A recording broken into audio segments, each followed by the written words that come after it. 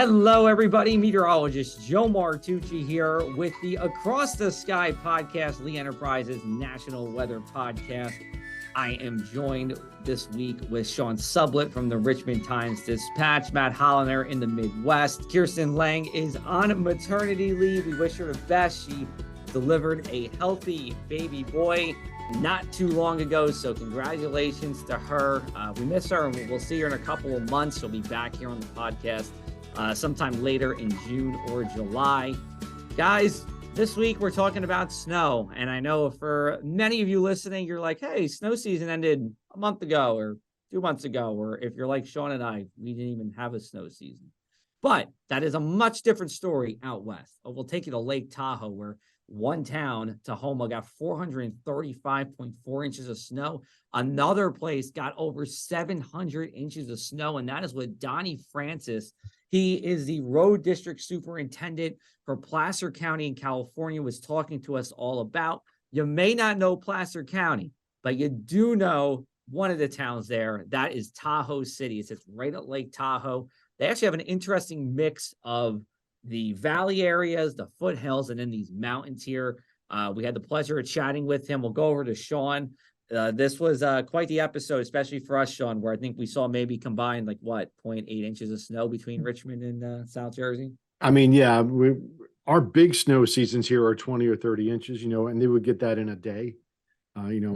Several hundred inches of snow this year in Tahoe. And, his county there goes from the Central Valley all the way up toward Lake Tahoe. So they have a huge range in elevation there, and they have to serve areas around ski resorts too. So they have a wide variety of terrain they've got to handle, narrow roads, and you have these population, these small population centers that are densely populated right around the ski areas. And just some of the things that they have to do to get this job done are phenomenal.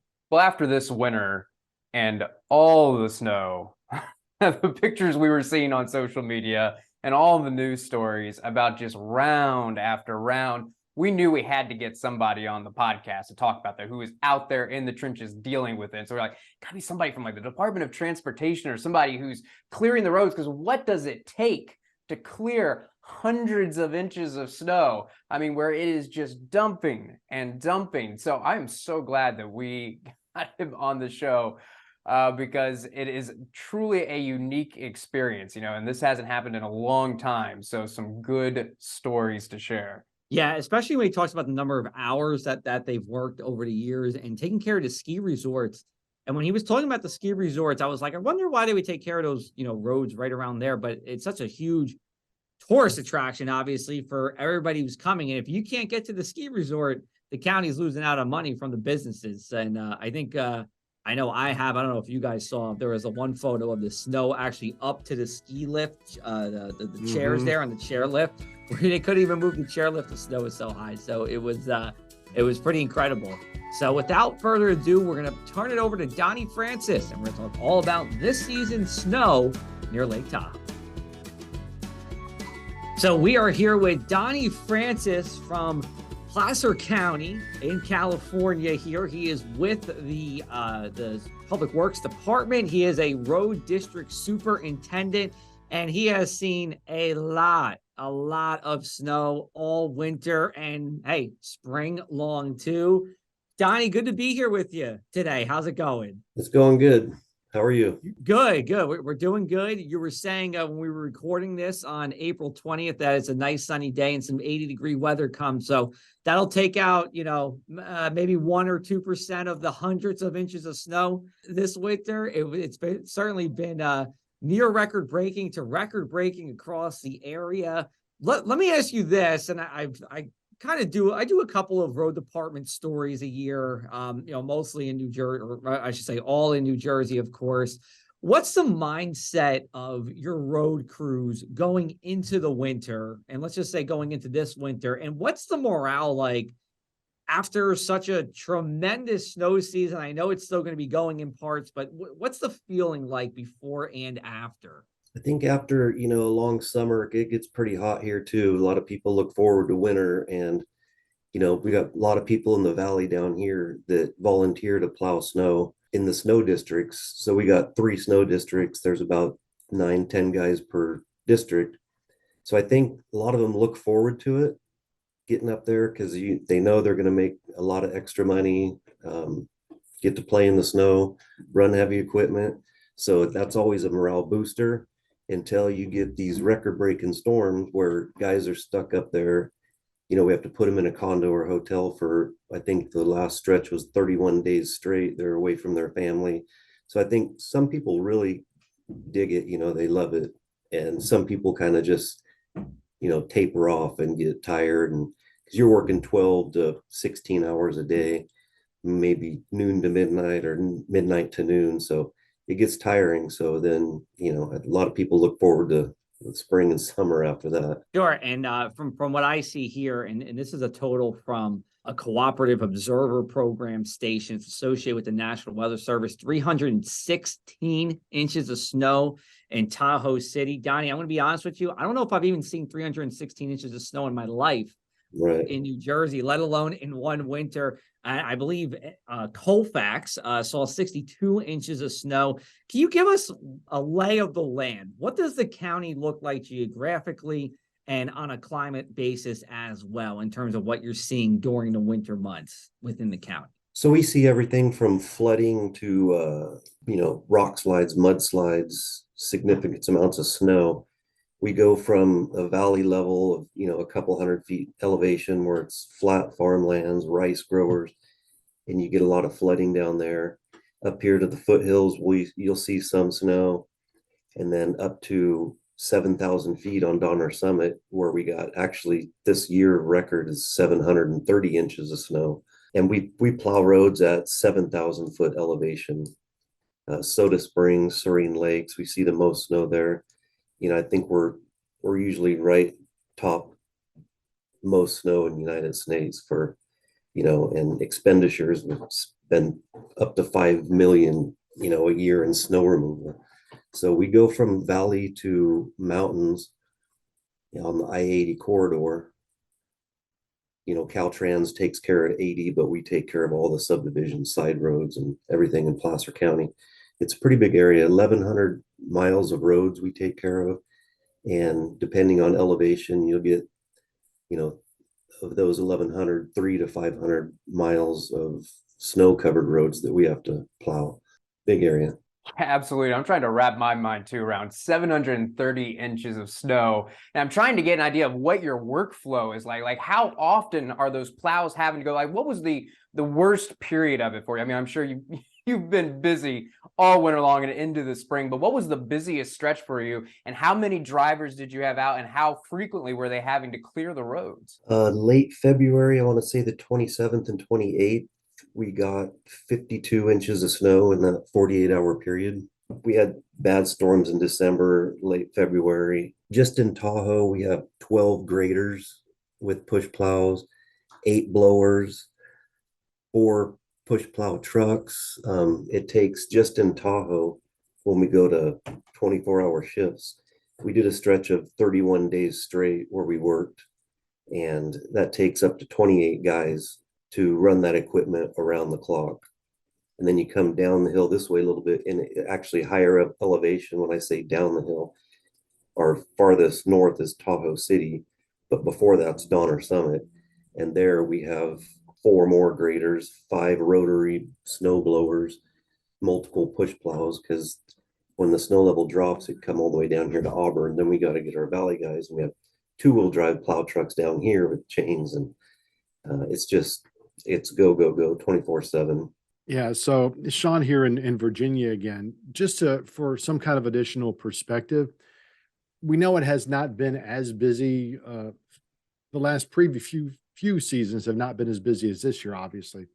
But can you speak to how much more busy you are regarding time commitments and manpower in terms of getting these things done? I mean, is it 6, 7 times the workflow? Is it 1 or 2 times the workflow? Was there a big hiring to get people? Were you running out of resources? In terms of what we've seen in years before this snow year, how has this taxed your resources? I've been here 22 years, and it's the worst I've ever seen. We've had to contract out about 4 contractors to help us remove snow and plow extra snow. We have school routes we can't get to. Some days they don't want to close the school. So we have contractors. We've rented extra graders and push plows. We don't really hire extra help other than contractors, but we have 80 men in our road department, and we ask for volunteers every year to go up to sorry about that, to go volunteer to plow snow. So I mean, it takes at one time there's probably 40, 50 guys working at once just to plow snow.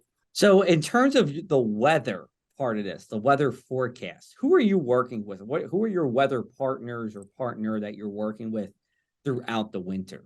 Mostly NOAA. Got it. So the National Weather Service. And are you actually speaking with them, or are you speaking with them over the phone, or is it something where you're just you're reading their forecasts on their website? How does that work? And before these big, let's say your bigger events, how far out are you planning with their forecast? Well, we have meetings with NOAA once, twice a year. And when we have these big events coming in, we'll team up with Office of Emergency Services, which they work with the weather all, more than we do. So we'll go have meetings with them and just kind of get a game plan together of what we're going to do. And even after, and how we're going to recover from it. We have people get trapped in their homes, OES, sheriffs, search and rescue, everybody's on board to chip in and help get through that. On average, an average year for us is about 215 inches of snow, and this year, significantly more at 730. So, and I should ask too, where do you live? Are you living in the mountains, or are you down in the valley? I'm in the foothills actually, so I'm right in the middle of it all. But I've worked in every district we have in my 22 years here, so I've seen the flooding, the snow. We had early winter, we had trees, low snow, which brought down tons of trees. So then we go into tree clearing mode, and then we had to hire contractors for that. I think we put out 500,000 for 5 contractors to help clear roads and just open it up for emergency services, and so we can get plows in there to open the roads.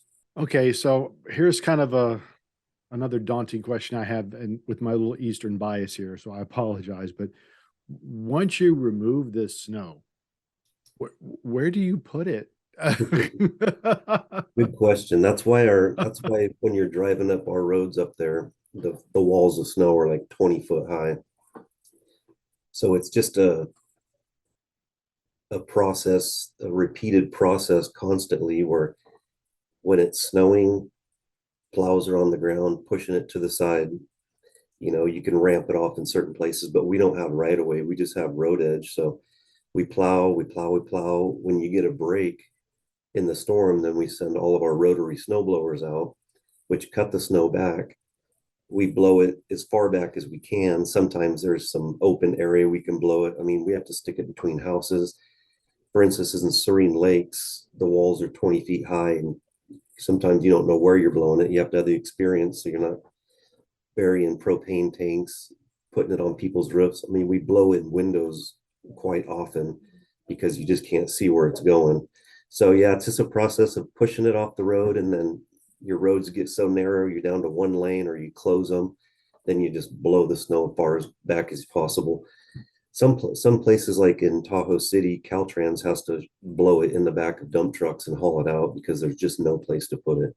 And we almost ran into that this year. Wait, say that, explain that to us one more time, because I might have missed it. Are you saying you're putting plow in other dump trucks to hold the snow? Is that what you're saying?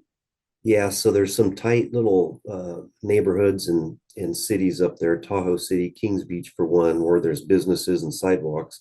You get so much snow, you can only plow it so far, then you have to blow it with a rotary snow blower and blow it in the back of a dump truck and haul it out to a staging area.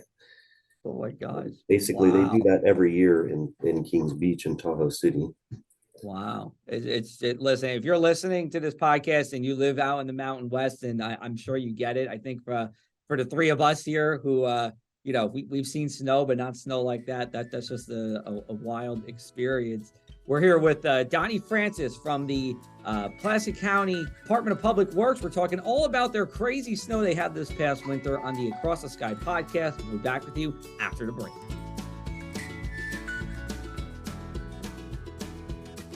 And welcome back, everybody, to the Across the Sky podcast, Lee Enterprises National Weather Podcast. You can catch new episodes every Monday wherever you get your podcasts or on your favorite Lee Enterprises news website. Here we are with Donnie Francis. He takes care of the county roads that surround Lake Tahoe, the same county that Tahoe City is in. That is the one that he is with in the state of California. He is a road district superintendent. He was just telling us in the break here that 4,700 hours worked between the crews this winter. Can you tell us when your first day of plowing was this winter? And we're recording this on April 20th. So when was the last day that you guys have plowed so far? You're going to stump me on that one. Oh, man. On the first day. It doesn't have to be exact day.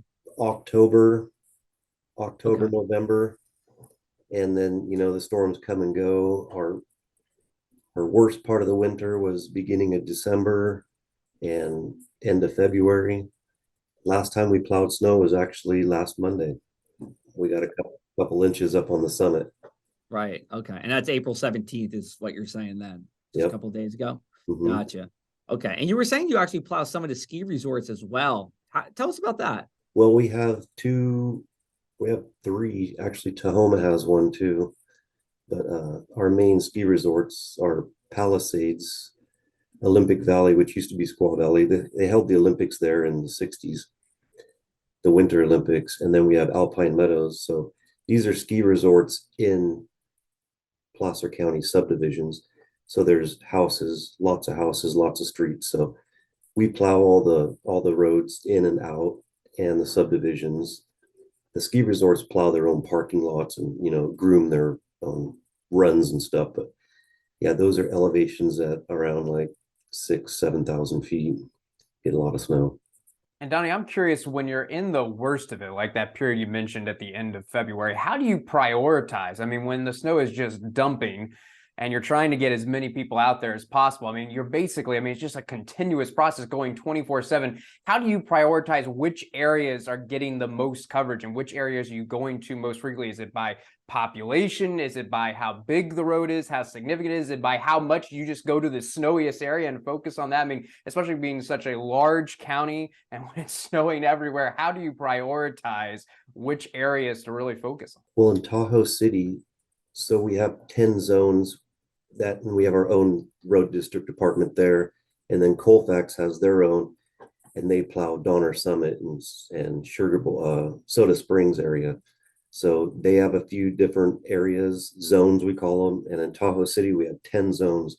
So normally you start your zone at point A and end at B, right? So, but on these heavy storms, by the time you get halfway through your zone, you can't even tell you plowed. So prioritizing by main roads and main accesses. So we'll just go hit school routes, main roads. Main roads, I mean by like Alpine Meadows Road that goes into that huge subdivision, Olympic Valley. So you start out with your main arteries. When you get these heavy snowstorms, start out with your main arteries to keep them open for emergencies and stuff like that. And then when you get those open, you branch off into your side streets and stuff. And that's on a heavy storm. Normally you plow a zone from beginning to end, and then you start it all over. And it's just a process because the snow doesn't stop sometimes. So you might start at your zone. By the time you get back there, there's another 12 inches. That's just it. Again, it's tough for me to fathom. So let me ask you this. Are there, even in a normal year, are there roads that are very high elevation that you're just like, well, we're just not going to touch these this year. They're not easy to access in the first place, so we just let them go. And if so, are there additional ones in a year like you just had where you're like, we just can't keep up with everything, So we're going to make these other ones exceedingly low priority and just let the snow pile up. Is there anything like that going on at all? Rarely, because we have residents that need, access in and out. So we rarely let anything go. But we did this year have to leave some while we concentrated on the main arteries. So yeah, there was roads that were inaccessible for a short amount of time. And, they get so much snow where you can't push the snow. So you take a blower out there and you just open it up with the blower. And then you got cleanup behind that. So it's just a long process. We're supposed to plow every road once, one pass every 12 hours, two passes every 24 hours. And that's just kind of our motto, just to keep everybody safe and have access. You said that you're born and raised in the area. You were in Sacramento and then moved to the foothills here. Most of the crews that you work with, are they people who, are they from the area? Do they understand what it is in such a, snow heavy region like Tahoe? Is most of your crews local? Or do you have people who are coming from around the country? Or and I don't even know, do you have people say, hey, I want to come here because I love plowing snow so much. This is where I want to be. Is this a haven for people who love snow plow? We have a guy from Maine, actually. He just retired. He splits his time from there and here now because he loves the snow so much. But he worked for us for years and he was the foreman in Tahoe. But normally it's just local people from around, I'd say around California. I don't think anybody flocks here to work, but it's mostly local people. A lot of people that have grown up here, and they know what's happening, where we get snow and where we don't. Do you run up against people who have relocated there recently and really have had to learn what this is all about, or most of the people that are in your service area have been there a long time and they kind of get it? Or do you still run into these people who are relatively new and are surprised? Yes, that's one of the biggest problems we have for complaints is people that move to Tahoe from maybe the Bay Area. And if it was this year, then yeah, they're always calling. And when's the plow coming? I haven't seen a plow. You haven't plowed in days. Well, we have a Zonar system on our plows that we can go to. It's a GPS, and we can track them and look and see where the plow's been. So we can say, no, it's been plowed. It just snowed another foot since you looked. Mm-hmm. So yeah, that's a huge hurdle for us, is to curb the complaints, because we got young people, young money that moves up there, and they want stuff done now. And it's winter like this, it's hard to keep up with. Just in a normal winter, it's hard to keep up with. But yeah, we got a lot of new people in the area, and they've never experienced snow like this before. So lots of complaints this year. And I'm sure after a winter like this, with so many crews out there plowing for so many hours, I'm sure you've heard a few good stories of this season. Is there one in particular, though, from just chit-chatting with the guys as they're coming back and forth, coming in for a quick break and going back out? Is there one story in particular from this season that stands out to you? Not really. I mean, there's a lot of good and bad. You get more complaints than you do, pats on the back. But, probably the best one was when we had the avalanche in Olympic Valley. Huge avalanche came down and hit some condos. So, of course, they call us to the rescue. We have to get in there and open it up for emergency search and rescue and that. So we sent graders out there and blowers, and that was probably the best story of the year, just to help out and, save some people and get them out to safety. Comparing this to the record-setting storms since they've been recorded, we're number 2 right now. Behind 1982, they got over 800 inches. There's a story, it's called 1982 Avalanche Alpine Meadows, and that one actually killed some people. That was the biggest record-setting snowfall ever recorded here. So this was kind of a flashback, because I just watched that documentary, and then here we get hit with another avalanche when I'm coordinating snow removal. So that was a good story just to help out. Could you give people a scale of about how much terrain an avalanche is covering? There's been an avalanche. How big of like a square mile area do you have to go effectively excavate after an event like this, just to a ballpark? I haven't seen anything bigger than probably a square mile. Okay. So usually there's multiple avalanches in years like this. They may come down on the highway. There's a self-triggered avalanche control that Alpine Meadows does. They set off compression bombs and they cause them themselves. And sometimes it covers our road. We have to clean them up, but don't usually see a lot of avalanches that consume buildings or people. So this was a first for me. Those compression bombs sound similar to prescribed burning for wildfires. They're intentionally set off to limit something that's unintentional and bigger. And I didn't know that, actually. So that was good you said that. You also brought up the record snowfall amount. I believe you said it was in the 1980s. What I'm curious about is, could you tell us how technology has changed with plowing snow over the decades, in terms of either equipment or salting or brining, even how much weather has, weather forecasting and improvements there has impacted your job? It's changed a lot. Like, for instance, in 82, watching the documentary, you see these old trucks with push plows on them and stuff. It's like, how do you even, I think that's back when they lost roads or there wasn't enough population up there. They didn't have to plow as much. So it's been getting a lot better. When I started in 2000, I was running a 1959 International snowblower. So that was old back then too. Yeah. So yeah, we've gotten a lot of new equipment, but yeah, it's changed a lot. We have a lot more equipment. It's still, though, it's not enough to keep up with the population and the houses they're building and, roads, and we're getting new equipment constantly. We got new graders this year. We got new blowers. So we're getting up to date with equipment finally.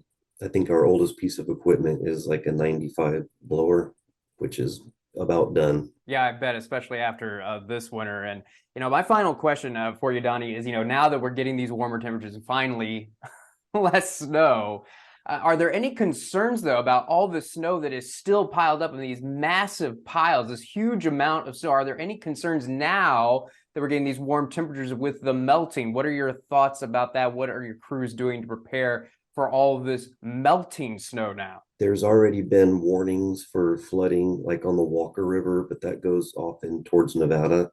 If we get the heat, like there's no in between anymore. It seems like with these winters to summers, it goes from cold as heck to 100 degrees.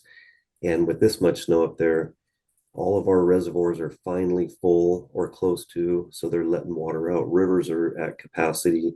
So they're predicting some more flooding from all the snow melt that's coming, because it's already warming up quick. It's, like I said, it's going to be 80 this week. So that'll turn to 100 within probably a month. So for us, about all we can do is close roads.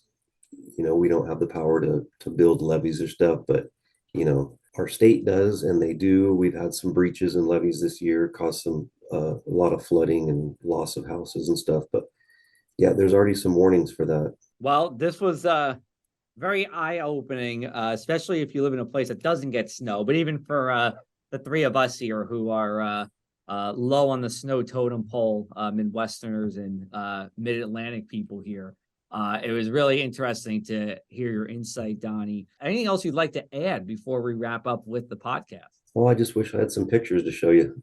It would blow your mind. We'll do the video series next time. Yeah, there you go. If you do have some photos, though, in the next couple of days, shoot us an email. We can get some out as we talk about this episode before we release it here, which I'm sure everyone's listening to now, either on April 24th or sometime thereafter. But otherwise, we really appreciate the time and hope you guys have a nice long summer break here.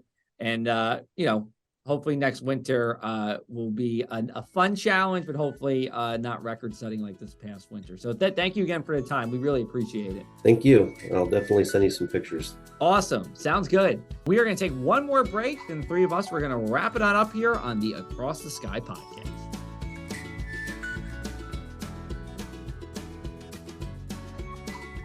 Thanks again to Donnie for the time here. We know things have been slowing down for him, at least on the snow aspect. But like he said, They're now moving into flooding season with all that melted snow that's to come. But we do hope he does enjoy a nice long summer here. I actually looked this up.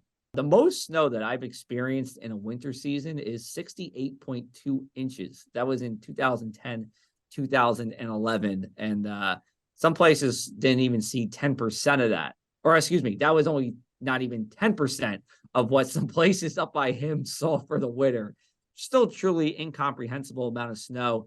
Matt, what did you think of the interview? Well, the mountains are just a whole nother animal. If you're a plains person like me, much of the Midwest where it's pretty flat, get some hills.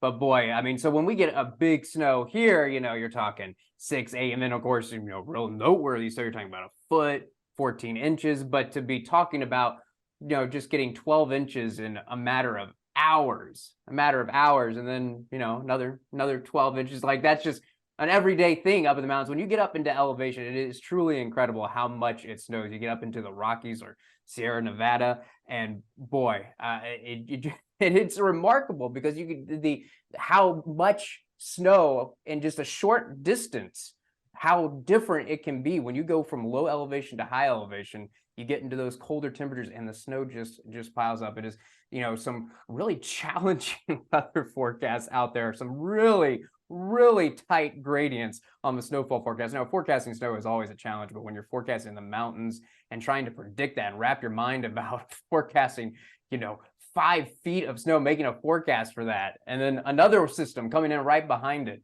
And so, shout out to Donnie and those crews. I cannot believe how busy they were this winter, but it's important work too. I mean, gosh, all the people that are being impacted, and people need to get on with their lives, need to get to school, get to work, but they need help to get to work and get to school. And folks like Donnie and his crews make it happen. So shout out to them for dealing with one heck of a winter. Again, and there's still so much snow sitting on the ground there. I mean, I just pulled up a visible satellite image, and I'm just looking at the Sierra right now, just packed with snow.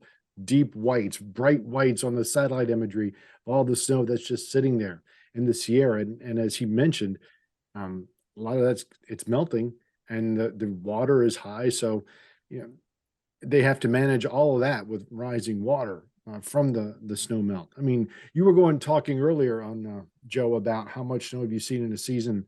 The most I've seen is about 100 inches, 110 inches. And that's when I was up at Penn State in the early 90s. We had a brutal winter, 93, 94. But that was the last time I'd been through something that one might call a truly bad winter. That was brutally cold, brutally snowy. It wasn't here in Virginia. It was the Central Mountains of Pennsylvania. Although can you get over 100 inches of snow in Virginia, Sean? Some of the mountains? Nah, I think you might be able to pull it off in far northwestern Virginia. Okay. In the higher elevations in Frederick County, or maybe in the very high elevations of deeper southwestern Virginia, out past I-77. But even that's a tough nut to crack, as we used to say. Got it. And we certainly hope that they catch a little bit of a break here. Hopefully, as all this snow melts, they're not going to be just as busy closing down roads. And because I'm sure inevitably there's going to be some road closures due to flooding, but we certainly hope it's not going to be a widespread issue and they can relax a little bit. Boy, they need it after this winter. Absolutely. All right. Well, I think we're going to wrap it up for this week's episode of the Across the Sky podcast. We'll be back with you next week, and gosh, it's going to actually be May next week, which sounds kind of crazy. This year is flying by. Last year, I did not think it flew by. This year has. But we're going to have a whole bunch of guests for you lined up as we go into May. Of course, we have severe weather season. We're getting into hurricane season 2 that officially begins June 1st in the Atlantic Hurricane Basin. 3 of us will keep you updated as we go on over the next couple of weeks. So thanks again for watching and listening to the Across the Sky podcast.